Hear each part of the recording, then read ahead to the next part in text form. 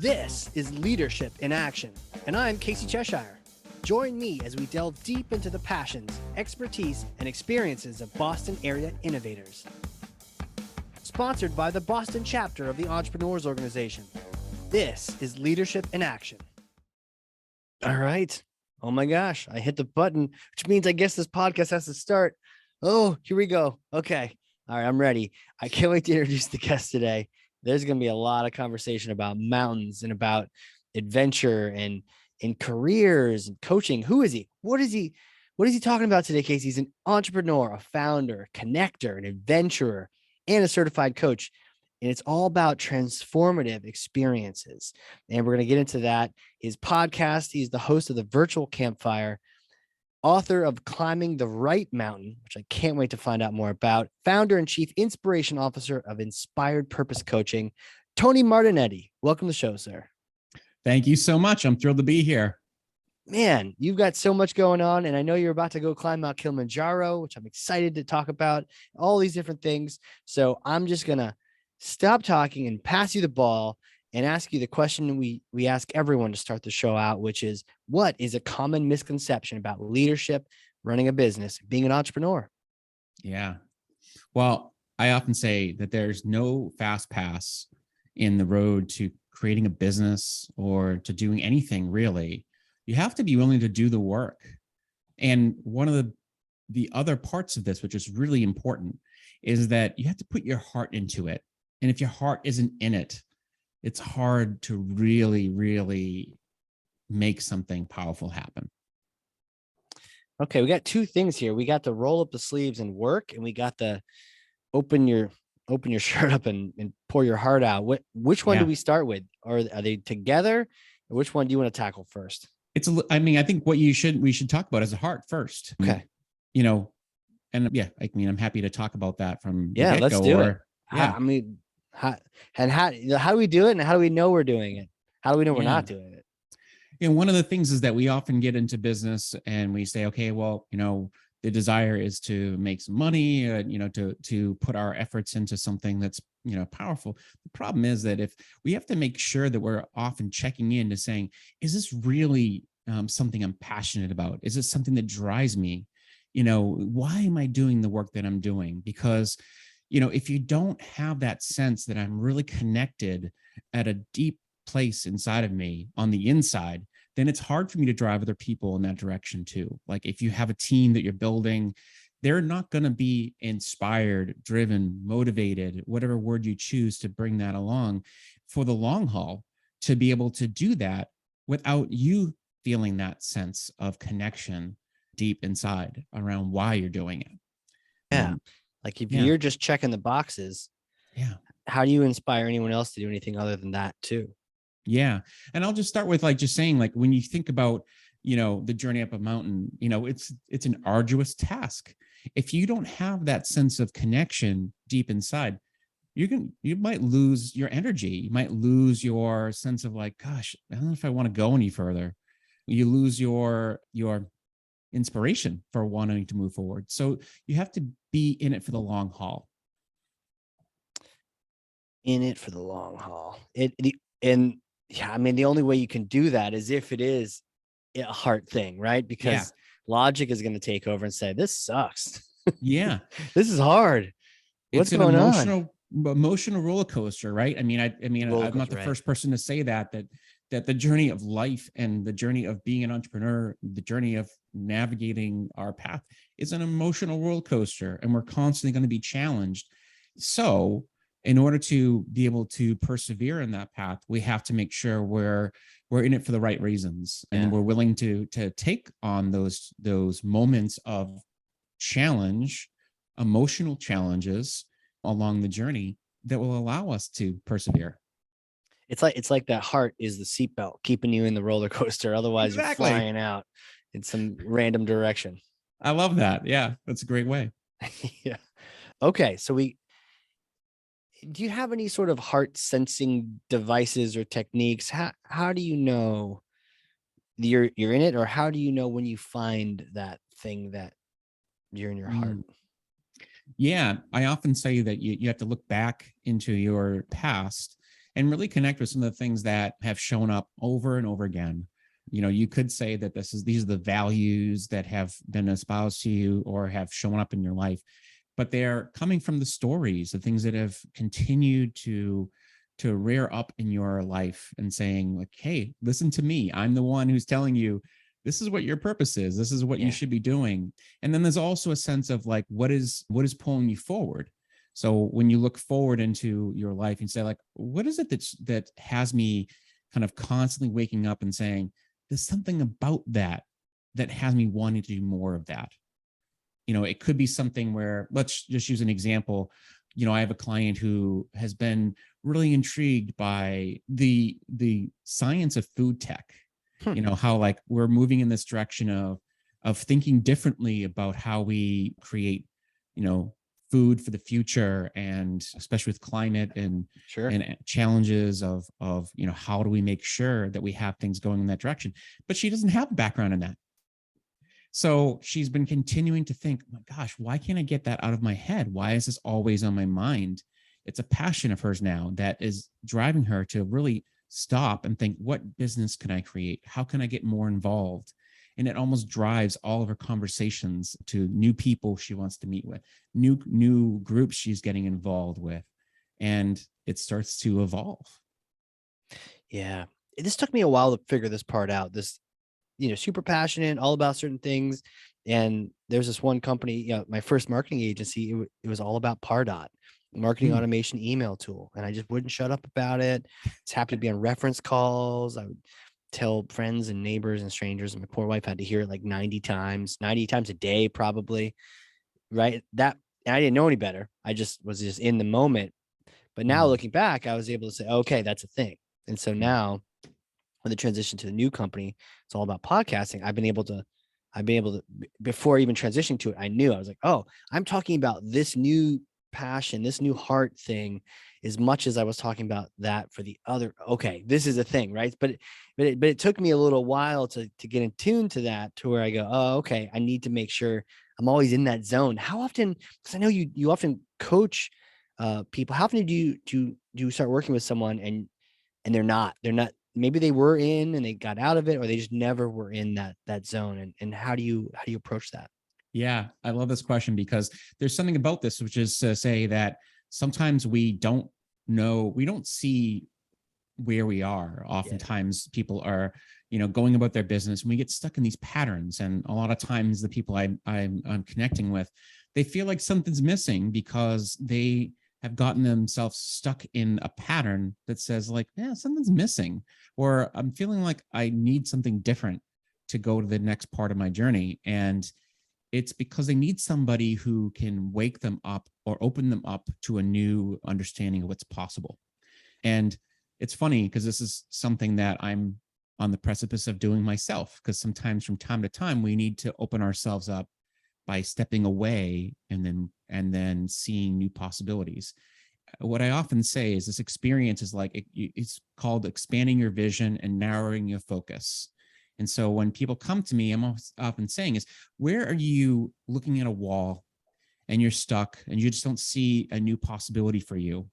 And it's not that you're a bad person for it, or there's something wrong with you. It just means that, life has become the ho-hum day-to-day grind, and those patterns that you've created, because we often get stuck in patterns, they need a reset. So what I have them do is I say, pause, step away from the wall, and expand your vision. See what else is possible. What are the things that like you're not seeing right now that you need to be more aware of? Bring that awareness in. And when you do see that, what is the thing that you potentially want to explore more? Narrow your vision, narrow your focus, so that it actually can become the next step that you want to go into. And it doesn't have to be something where you're like, okay, well, if I narrow my focus, does that mean that, everything else goes away and then I've now bottlenecked myself into this one path? Not necessarily. It just means that you're taking a step in a direction that will help you to get more informed about what's possible. Love that. Expand your vision, narrow your focus. Yeah. See around the wall, but then also see the direction of where you need to go. So you're not just stuck. Oh, I see the solution, but I'm over here. I'm not focused on getting around it. Wow. Yeah. Yeah. And I just want to share, like I insinuated this earlier, where I didn't realize this until about a month or so ago, that every once in a while in my life, I do the same thing. Mm. Many years ago, I got laid off from a job and in my prior life, and I decided to take a trip with my wife's consent to go solo around Europe and spend some time in Spain and Portugal. And I love architecture, so I spent some time exploring the architecture of those countries. And it was the best thing I could have done. I should have been looking for a job, but Right.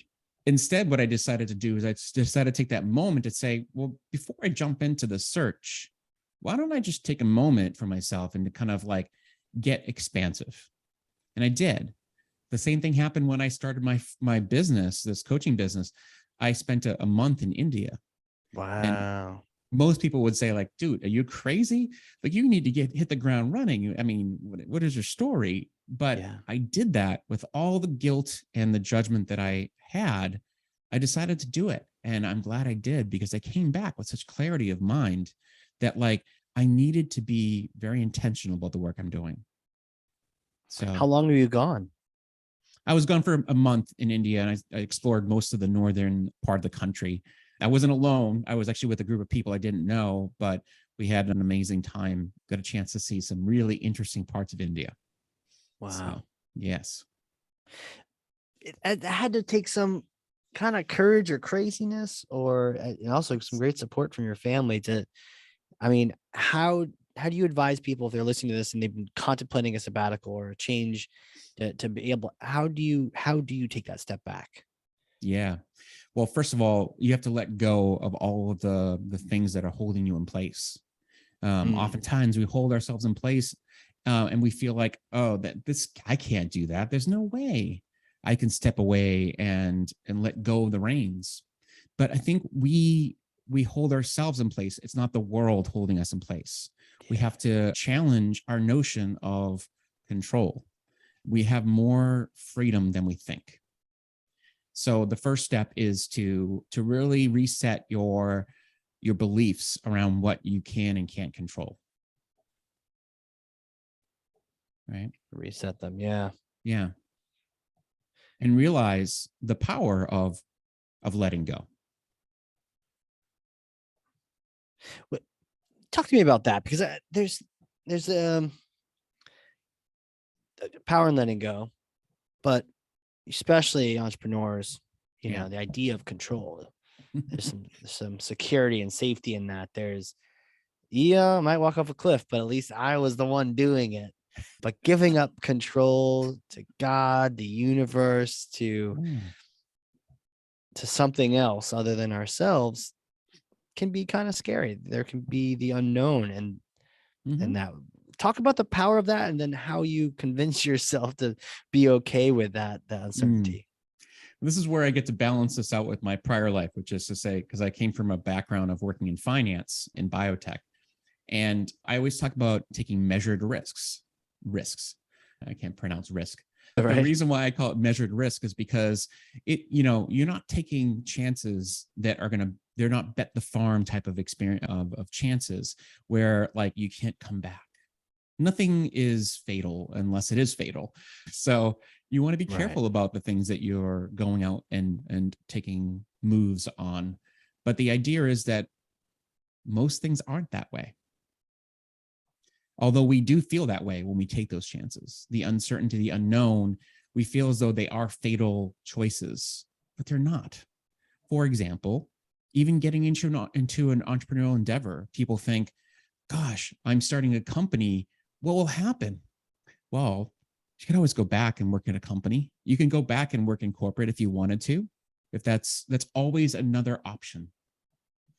But will you regret not taking that chance? Probably.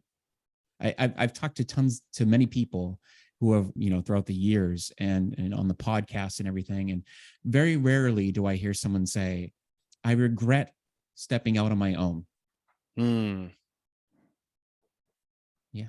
So I think that's a starting point. And I don't know if I answered your question per se, but the idea is that like you want to make sure you understand yourself enough to understand what are you willing to do to have the life that you want to experience. I love that. That's a great quote. Sometimes quotes are statements. Sometimes they're questions. Great questions, right? I'm sure Yes, that's exactly. what you often do in your coaching world is just ask the right question, because the person Yeah. you're talking to probably knows the right answer. They're just avoiding it or not thinking about it. Exactly. And I'll just build on that for one moment to say that one of my tagline in my business is inspiration through honest conversations. And when you think about that, for many years, I lived in a world where I was like, oh, like, who am I? What am I supposed to be doing with my life and all of that? And, I would never answer those questions. I would say like, oh, that's nice. That's for other people. That's what other people do, for the yogi sitting on top of the mountain and all that. Right. But so I would avoid those questions. But what I found is when I started to really sit with those questions and allow them to really, become something that I want to answer for myself. Yep. The first honest conversations are with yourself and allowing yourself to say, who do I really want to be? Right. What do I want even? Yeah. What do I want? I want to be. I've definitely worked with people in the past where, it's easy to complain about your situation, what you don't have, what you don't like about someone. But it's another thing when they flip the script and you say, okay, cool, I get it. You don't like that person. You don't like your situation. What do you want? And it's like, oh, that's a tough question. I don't actually know. And I've been just sort of thinking about, sort of talking about what I don't like and who I don't like, but I haven't really thought about who I do like and what I want. Yeah. Like questions that often challenge people the most are like, how can I help you? And, what can I do to, what if I waved a magic wand, and what would be the thing that would make things better? And oftentimes when you hear those questions, you're like, I haven't really thought about that. Right. There's so many people out there in the world. And I think about this oftentimes when it comes to networking, is that like people love helping other people. It actually gives us great joy in being givers. For sure. The problem is that we as individuals often don't know how to ask for help. So, is there a how to that? I mean, how do you ask for help then? What is the best way to do that? A lot of people don't really know how. Yes. So the starting point is let go of your ego, allowing yourself to say, I don't have all the answers, and that's totally okay. I think one of the things that I've realized is some of the most successful people in the world are okay with asking for help, because they know that by asking for help, they can get much further than they already are. Yeah. So the ability to ask for help is actually a sign of a great leader. So that's a starting point. So let go of your ego is the first thing. The second part of it is to really get clear about what would be helpful in this moment. And even if you're not 100% clear, start with something. Start with just framing up an idea. Like, I'm not sure exactly 100% what it is, but here's what I'm thinking could be helpful. Yeah. Just start. Even if it's still murky, you haven't quite figured out all the loose ends. Yeah. Start with something. Yeah. So amazing. I'm sure you're constantly learning. Do you have any favorite books lately you've been recommending, or just your all-time go-to? Oh, well, I mean, I could go on forever. I'm an avid reader, but all right, well, we got hours to go here, so just start throwing them at me. One of my favorite all-time books is, and this is a relatively new book, I should say, it's by Adam Grant, called Think Again. And what I love about it is, the title kind of says it all, but I will dig into, sharing a little more about the book and why it's powerful, is that it's this idea that we should hold our opinions and beliefs lightly. We shouldn't be so strong to hold our opinions that they hold us stuck. Because when we let go and, believe that we could potentially be wrong, then we grow. We grow from learning new things and allowing other people's opinions and thoughts to come in and, allow them to potentially change our minds. So it's real powerful. And I think that's a great concept to lean into. The other one I can't get enough of, and I constantly think about this, is a book by Benjamin Zander and Rosamund. I think it's Rosamund Pike Zander. I can't remember her middle name. Anyways, the Zanders. Right? Stone Zander. Yes, thank you. Yeah. Thank you so much. Yeah. The Art of Possibility. Mm. It's a brilliant book. And the reason why is because for me, when I read that book, in fact, I've met Benjamin before, it is really a powerful book because it really gets you thinking about how to get unstuck with your thinking and see that there's so much more possibility when you lean into believing in people and seeing beyond the edges. I mean, the book starts with like this idea around, the concentration camps and how, there were people who really couldn't see beyond, their situation, but they were able to find meaning out of it. But he also gets into this idea of like, wow, like if you just start to give people an A, you think of people from the perspective of an optimism and say, I'm going to start by giving you an A. And if you believe that you already have an A, then you can live into that A. Mm. It's a real optimistic view of the world. Already have an A. And Yeah. you can live into that. Otherwise, not you're at an F and you're trying to work your way up. Exactly. It's a powerful mindset shift. So yeah, and then that just drives everything. Oftentimes those mindsets can just be self-fulfilling prophecies, right? If you've got the wrong operating system cranking away up there. Yeah. Yeah, wow. Absolutely. Okay. Great stuff. Awesome. I've added those to the list. Nice. Ever increasing EO Boston book list. But this is cool. My next question is kind of shifting a little bit. Who are you? How do you know all these things? I've heard finance, head of accounting, pharmaceuticals, now coaching and India and all these things. Can you take me back in time, like little Tony days? Yeah. Did you know you're going to be a coach and a numbers nerd and all these things when you're a little kid? What was it like? Yeah. I often joke about this because there's like I've asked people a question before of like, if a movie was made about you, what would it be called? And I would jokingly say that like the misadventures of a wandering soul. I don't know if it would be called that, but something like that. But I think about my early days, and my early days were as an artist. I did a lot of drawing, painting. I just couldn't get enough time with like exploring the inner world of my mind, and this technicolor dream of mine. But that's something that early the teachers that I had, they would always say like, my gosh, you've got a great talent, won awards and things like that for the art that I would create. But ultimately what happened was, as I moved on, I found myself in this place of like, well, I got to do something different. I mean, there were adults in my life that would say, yeah, this is great and you do great work, but you got to find something that's going to pay the bills, right? So I shifted my gears from first thinking I was going to go into architecture to then thinking pre-med. Wow. Because that's what you do, right? But I mean, I was good at science too. So then I switched from pre-med to business because I realized that, chemistry wasn't going to be my bag. So as I shifted into business, I saw business and particularly finance as being the language of how things get done, numbers. And so I kind of got myself into that world of finance, but I still always felt like I was lost.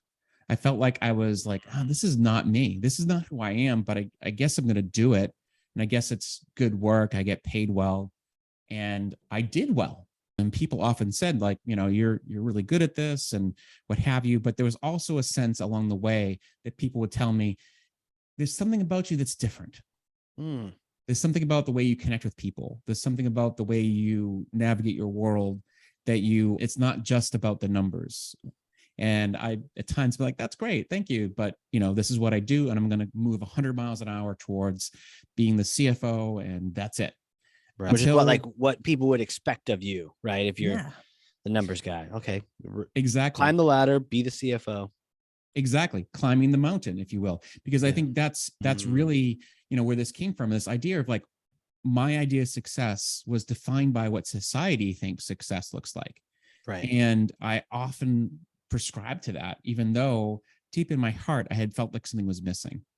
And it led to me being really burnt out, even though I was working in a fantastic industry, and I was working in the biotech industry, doing amazing work.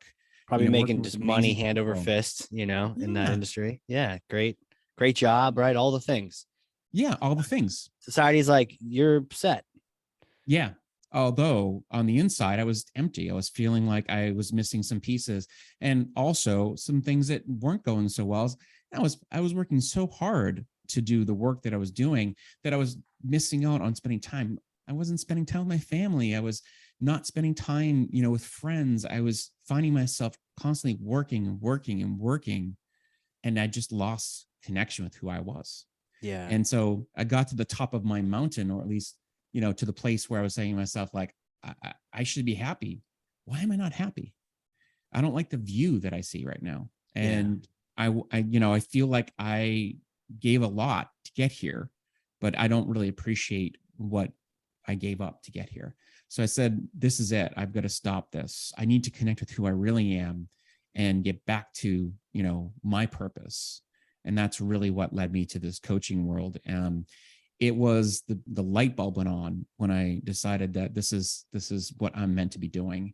I've always had this penchant for like understanding people and understanding how leadership inspires people. Oftentimes not in the places I was working.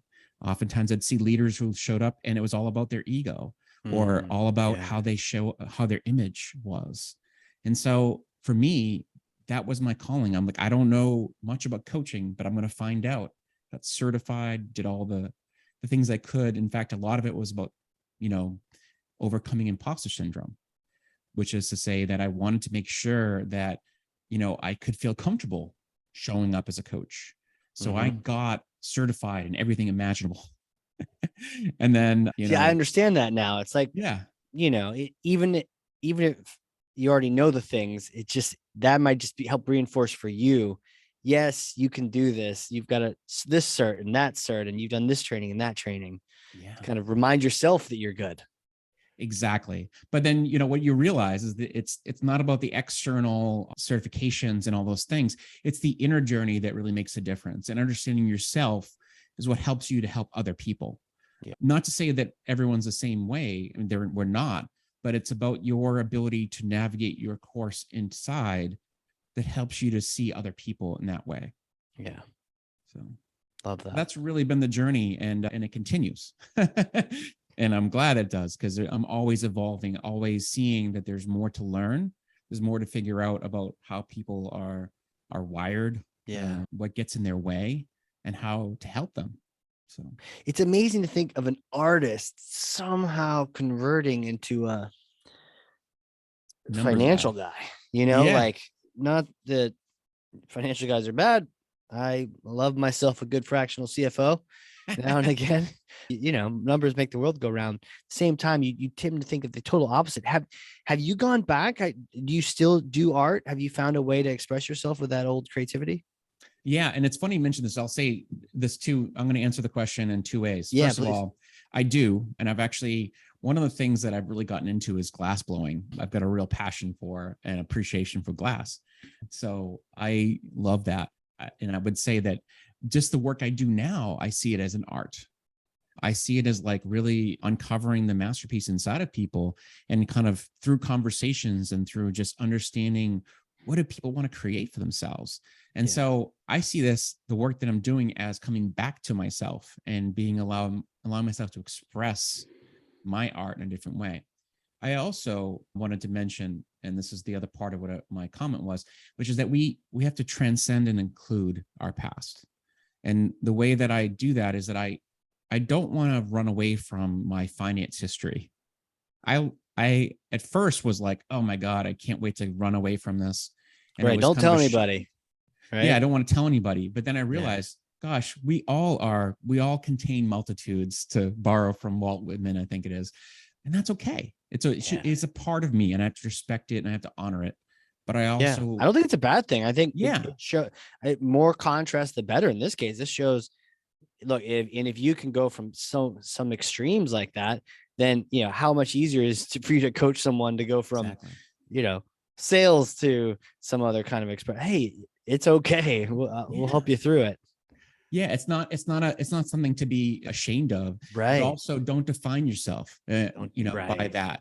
We don't have to define ourselves by the roles we play, and that for that very reason, just because you're playing the role of finance executive or a lawyer, doesn't mean you have to play that role forever. Right. We have possibilities we can paint ourselves into. We can do things that are much beyond what we're currently doing. Yeah, absolutely. Possibilities we can paint ourselves into. Yeah. Which is awesome. It's almost like, how I think it was with the David sculpture that it was in there. Yeah. Was it Michelangelo? He just had to, or is it Leonardo? I get that my Ninja Turtles mixed Michelangelo. up. Michelangelo. Okay. Yeah. He just sort of revealed what was already in there were his words, as opposed to he made that happen. He's like, no, it was in there. And I just took away the covering. I helped it reveal itself. So I could see it. I could see how, when you say your creative expression comes from your coaching and your work with people, I totally get that. For me, I always enjoyed the stage and acting and theater and in a way, and connecting with people, and podcasting does that for me, right? Where we're a bit of a stage, it's virtual, if you will, but nonetheless. So it's like, so as you get older, you find ways to express that thing. Maybe you did, drawing with crayons or magic shows that I did. It expresses itself in more interesting and complex ways as you get older. Exactly. Yeah. I think that, it's interesting you mentioned that, because we have this, like, or I'm not going to get too psychological here, but like, get psychological. Let's go. Let's go deep. But deep. like when we were children, we had no inhibitions, or we basically free to play. We play, and we don't allow people to judge us or hold us into a box. The box is not even, it doesn't exist. And then all of a sudden we go through life and boxes are created all over the place. And before you know it, you feel so constricted. And I think at some point we have to say to ourselves, like, God, what would I do if I was that little kid again? What would that little kid do now? And in this play box that I'm in right now, how would I explore deeper and do something different? And even if it means doing the work I'm doing, how could I play more in the work that I'm doing? How can I play more? Yeah, totally love that. How can I play more?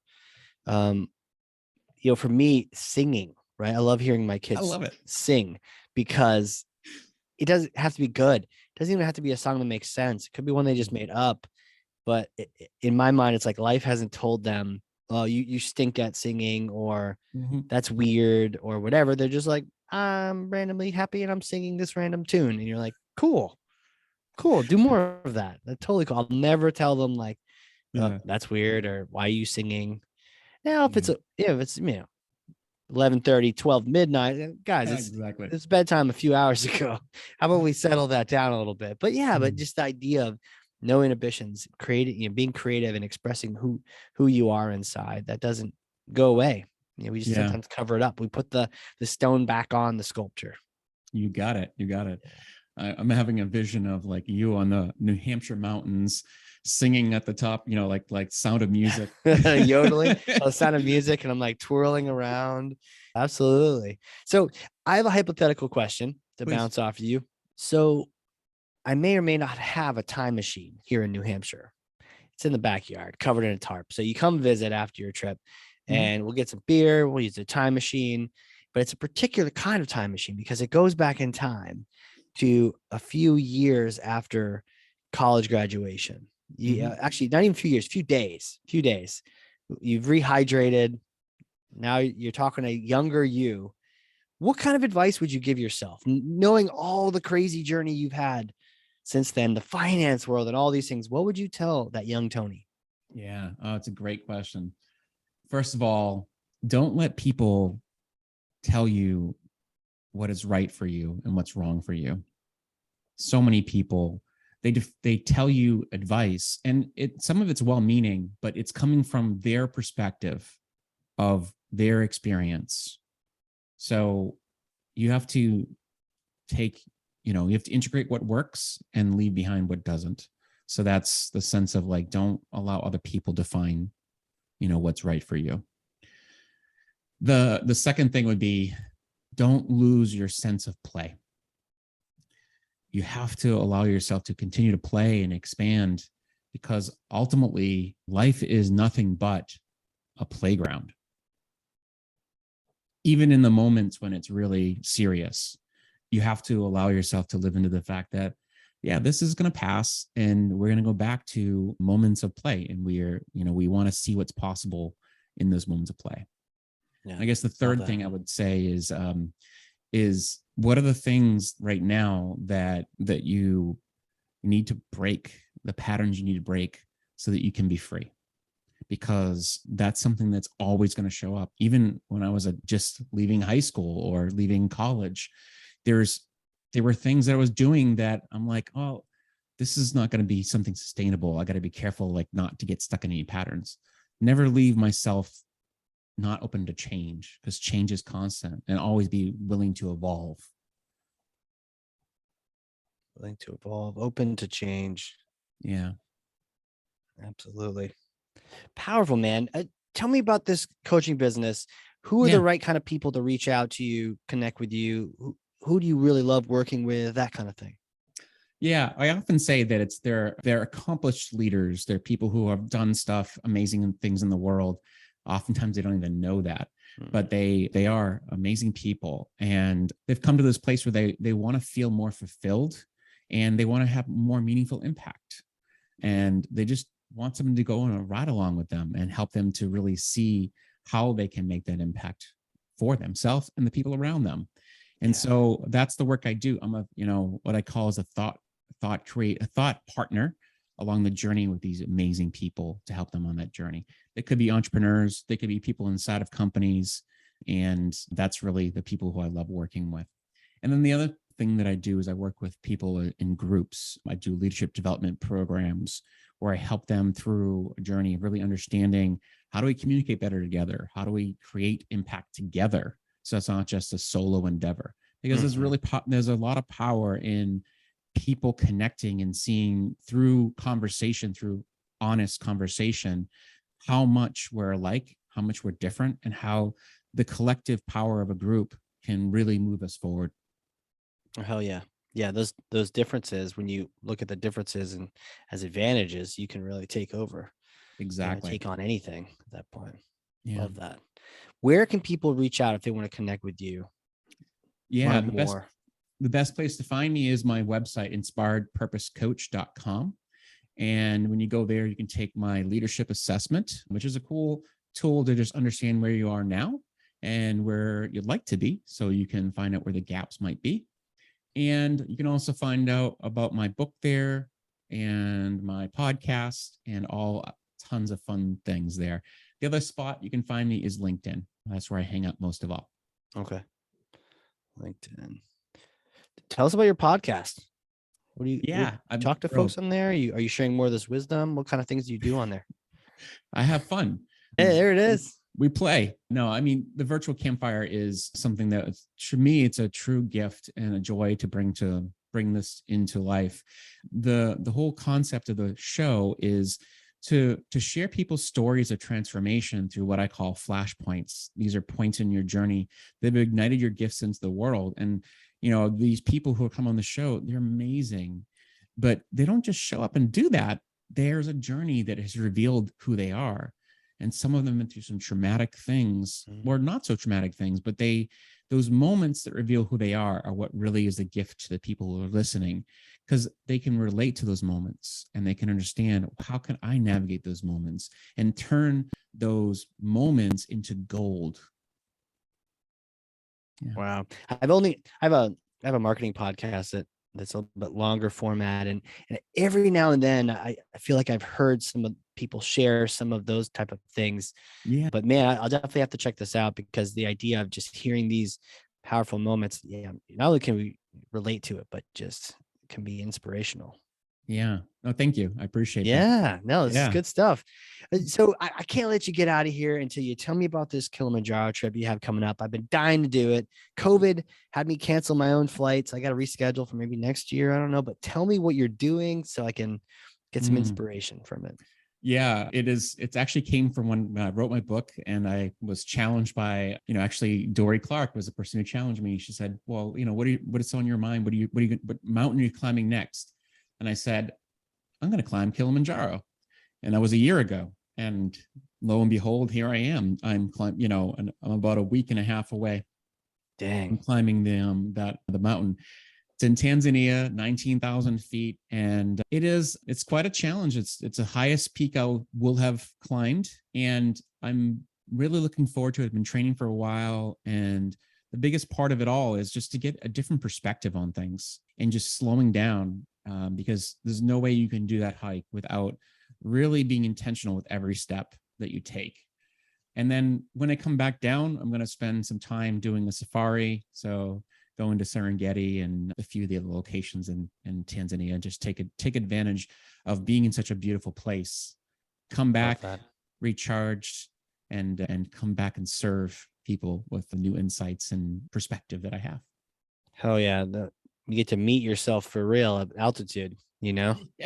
Find out who you really are and what you really like to eat too.